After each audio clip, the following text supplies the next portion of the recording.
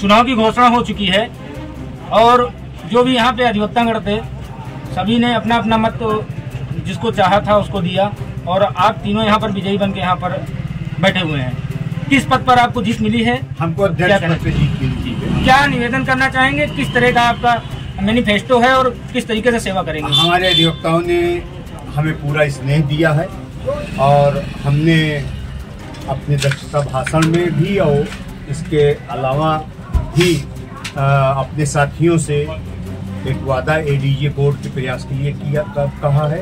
एक वादा वो हम लोग पूरा करेंगे।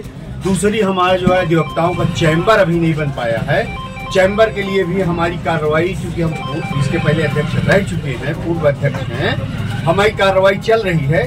जो टीम हमको इस बार मिली है बिल्कुल तेज टीम मिली है, बहुत तेज तर्रार टीम मिली है। इसलिए सिविल कोड कुंडा का विकास ही विकास होगा, विकास की नदियां और विकास की धारा बहेगी। आप किस पद पर जीत प्राप्त किए हैं? महामंत्री। क्या नाम है आपका? घनश्याम शुक्ला। किस तरीके से अधिवक्ताओं की सेवा करेंगे? संघ को किस तरीके से आगे बढ़ाएंगे? किस तरीके से मजबूती प्रदान करेंगे? हमारा मूल उद्देश्य ही है अधिवक्ता हित सर्वोपरि। अधिवक्ताओं का हित इस न्याय भवन परिसर में जो भी हमसे अपेक्षा की गई है उसका कुशलतापूर्वक निर्वहन करूंगा। पूरे वर्ष न्यायालयी व्यवस्था और यहाँ में जो न्यायिक कार्य में बाधाएं आ रही हैं और हमारे अधिवक्ताओं के बैठने का स्थान तक नहीं है। कोर्ट तो बन गई है लेकिन स्थान नहीं है। इसी तरह से हम लोग रह रहे हैं। इसकी भी व्यवस्था एक चैम्बर की होनी ही होनी है। और हमारे जो निर्वाचित अध्यक्ष हैं बहुत योग्य हैं, कर्मठ हैं और हम उनके साथ मिल करके अपनी नई टीम के साथ, और एक हमारा साथी कनिष्ठ उपाध्यक्ष हुआ है सुधीर पांडे, बहुत तेज लड़का है और हम लोग इस तरह से काम करेंगे लगेगा कि अधिवक्ता संघ न्याय भवन परिसर विकास की ओर अग्रसर है। यहाँ की न्यायिक प्रक्रिया में जो बाधाएं हैं, जो समस्याएं हैं, खासतौर पे थोड़ी बहुत समस्याएं होती हैं कि हम लोगों के आपस में सामंजस्य नहीं रहता है, उसको स्थापित करेंगे।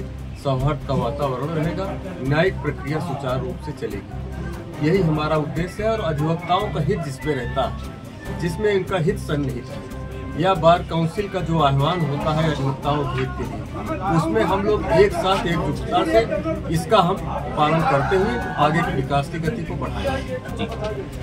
युवा साथी हैं हमारे साथ। किस पद पर आप चुनाव लड़े थे? किस पद पर आपको जीत मिली है? और किस तरीके से आप एक युवा हैं, युवा के तौर पे किस तरीके से संघ को देखते हैं और आगे बढ़ाएंगे?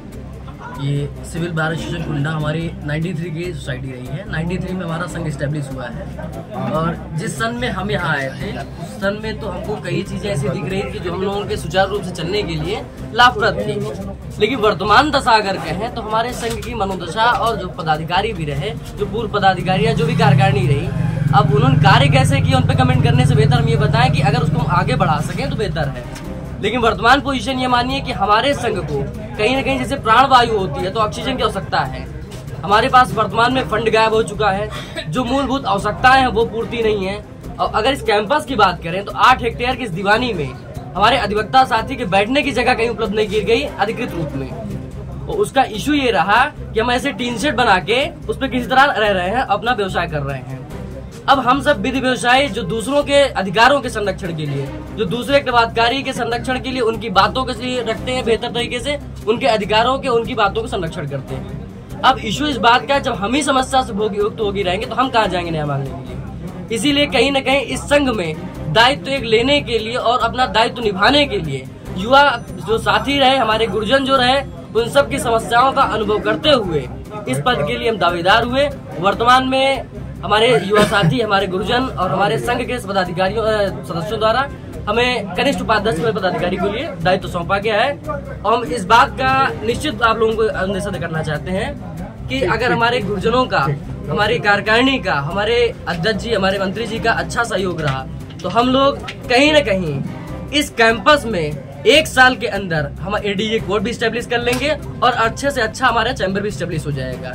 इस बात के लिए श्योर करना चाहते हैं। और एक चीजें क्लियर आउट कर दें कि जो भी हमारे जूनियर साथी हैं, जिनके साथ भी मिसबिहेव हो जाता था कभी कोई, या जिनके अधिकारों के संरक्षण के लिए कोई खड़ा नहीं होता था, आप अगर इस कुर्सी पे, इस दायित्व के लिए जूनियर उपाध्यक्ष की कुर्सी पे हमको बैठाए हैं तो इस बात के लिए हम श्योर कर देना चाहते हैं कि सुबह से शाम तक जब भी आपको आवश्यकता हो हमको याद करके हम 24 घंटे आपके साथ खड़े हुए हैं, हर जगह हर परिस्थिति में।